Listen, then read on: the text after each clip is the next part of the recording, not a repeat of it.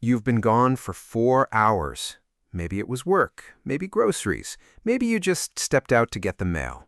It doesn't matter to your dog. The second your key turns in the lock, something happens inside their brain that most owners witness every single day and completely misunderstand. The spinning, the whimpering, the full-bodied trembling that looks almost too intense for a creature that was just asleep on the couch. Most people call it excitement, but neuroscience has a very different word for it. And once you understand what's actually happening inside your dog's brain in those first 90 seconds, what chemicals are flooding, what memories are firing, what they genuinely believe about whether you're ever coming back, you will never walk through that front door the same way again. Here's the first thing you need to understand about your dog's brain. It does not experience time the way yours does. You know you left at 8 a.m. You know it's noon. You have a concept of 4 hours that your dog simply does not possess. In 2011, researcher Therese Rehn and her colleagues at Uppsala University in Sweden published a study in applied animal behavior science. They exposed dogs to 3 different absence durations, 30 minutes, 2 hours, and 4 hours, and filmed the reunion behavior in each condition. The result was not what anyone expected. Dogs showed significantly more greeting behavior after 2 hours than after 30 minutes, but between 2 hours and 4 hours, almost no difference at all. What this tells us is not that your dog stopped caring after 2 hours. It's that somewhere around the 2-hour mark, your dog's brain crosses a threshold. Not they've been gone a while, something closer to I don't know if they're coming back. Every reunion you've ever had with your dog, the spinning, the leaping, the sounds they make that have no name, that isn't excitement about your arrival, that is relief at your survival. Now let's talk about what's actually happening inside their skull. The moment your dog detects you, and they detect you long before you open the door, we'll get to that, a cascade of neurochemicals fires in a sequence that researchers have spent years trying to fully map. First comes dopamine. Dopamine is not the pleasure chemical. That's a common misunderstanding. Dopamine is the anticipation chemical. It fires in response to predicted reward, the moment before something good happens, not during it. Your dog's dopamine system doesn't light up when you walk in. It lights up the second they recognize your smell coming down the hallway. Then, as you make contact, as they crouch down, as they press against your legs, oxytocin floods both of your systems simultaneously. You already know about the oxytocin loop from dogs that sleep beside their owners. The same mechanism activates here, but in a compressed, intensified form.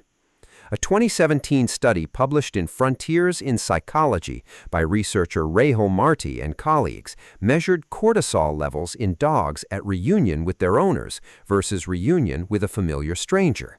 Cortisol, your stress hormone, their stress hormone, dropped measurably faster and further in owner reunions than in any other condition.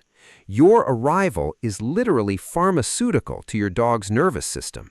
You are the antidote to a stress response that's been running at some level since the moment you left. Here's the part most people find hardest to believe.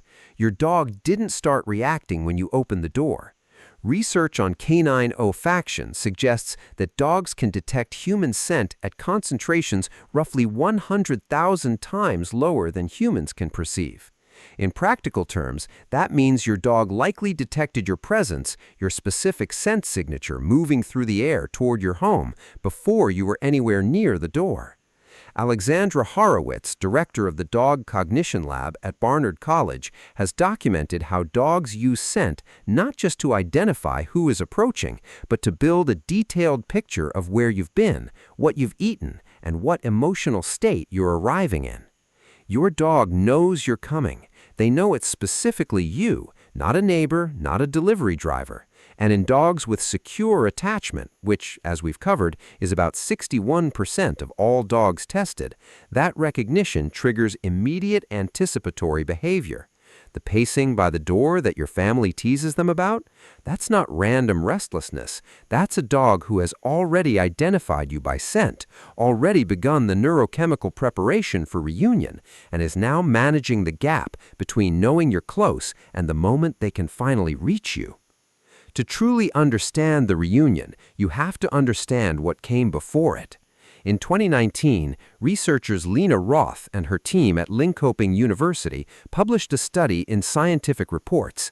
They attached long-term cortisol monitors to 58 dogs and measured their stress hormone levels continuously across normal daily routines. What they found was this: dogs don't spike in cortisol the moment you leave and then calm down. In dogs with anxious or insecure attachment, cortisol levels rise within minutes of departure and stay elevated for hours. But here's the finding that changes everything. The dogs whose cortisol spiked highest at departure also showed the most intense reunion behaviors. The spinning isn't proportional to how happy they are. It's proportional to how worried they were. The dogs that seem most hyper when you get home aren't the most excitable dogs. They're the dogs who carried the most stress in your absence. And that changes what you do next. Most owners do one of two things when they come home. They either match their dog's energy, immediately dropping to the floor, talking in a high voice, amplifying the whole experience, or they ignore the dog entirely for the first few minutes, which is the advice you'll find in most basic training guides. The research suggests both approaches are incomplete. A 2020 study published in PLOS.org by researcher Ogata and colleagues examined the physiological recovery rate of dogs after owner reunion under different greeting conditions. Dogs who received calm, low arousal greetings, soft voice, slow crouching, gentle contact, showed cortisol returning to baseline significantly faster than dogs who received either high-energy greetings or no greeting at all. The high-energy greeting amplified the arousal state instead of resolving it. The no-greeting protocol reduced the stress spike, but left the dog without the oxytocin release that actually restores their nervous system. The optimal reunion, according to the research, looks like this. You come in, you acknowledge them immediately, not ignoring, not performing. You crouch down to their level. You let them come to you. You speak quietly, you make contact. You give their nervous system what it actually needs, confirmation that you're back, you're safe, and everything is fine. 90 seconds, that's all it takes for their cortisol to begin dropping when the reunion is done right. 90 seconds to undo hours of low-grade anxiety. Everything described so far is normal, but there's a version of reunion behavior that crosses a line, and recognizing it matters. A dog that trembles for 30 seconds when you arrive, then settles and gets on with its day, is showing healthy attachment behavior. A dog that cannot settle after 20 minutes, that follows you from room to room unable to regulate, that vomits or loses control of its bladder at reunion, that dog is not overjoyed. That dog is in a clinical stress response. The American Veterinary Association estimates that separation anxiety affects between 14 and 20% of dogs in the United States, and the single most misread symptom of separation anxiety is the reunion itself. Because it looks like love. It looks like your dog loves you more than any dog has ever loved anyone. And the love is real, but what's driving the behavior isn't happiness. It's a nervous system that was in crisis for hours and still hasn't found its way back.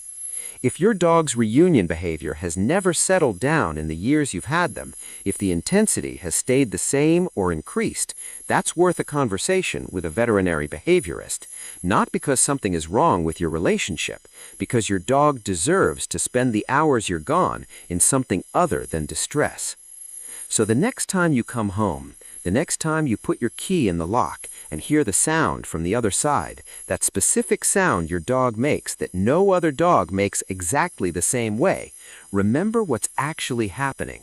On the other side of that door is an animal whose brain crossed a threshold somewhere around the 2-hour mark, whose stress hormones have been quietly elevated since you left, who detected you by scent before you reached the steps, who has been waiting, in the most neurologically precise sense of that word, for the one thing that makes their system feel safe again. You. Not food, not a toy, not any other human in the house, specifically, irreplaceably, you. 15,000 years of coevolution built an animal whose brain treats your return as a pharmaceutical event, as the resolution of a biological need as fundamental as water. That reunion you've had 1,000 times, your dog has needed every single one. Subscribe if this changed how you see your dog, and drop a comment. How does your dog greet you when you come home? Next time, we're going somewhere nobody expects, and the science behind it will stay with you.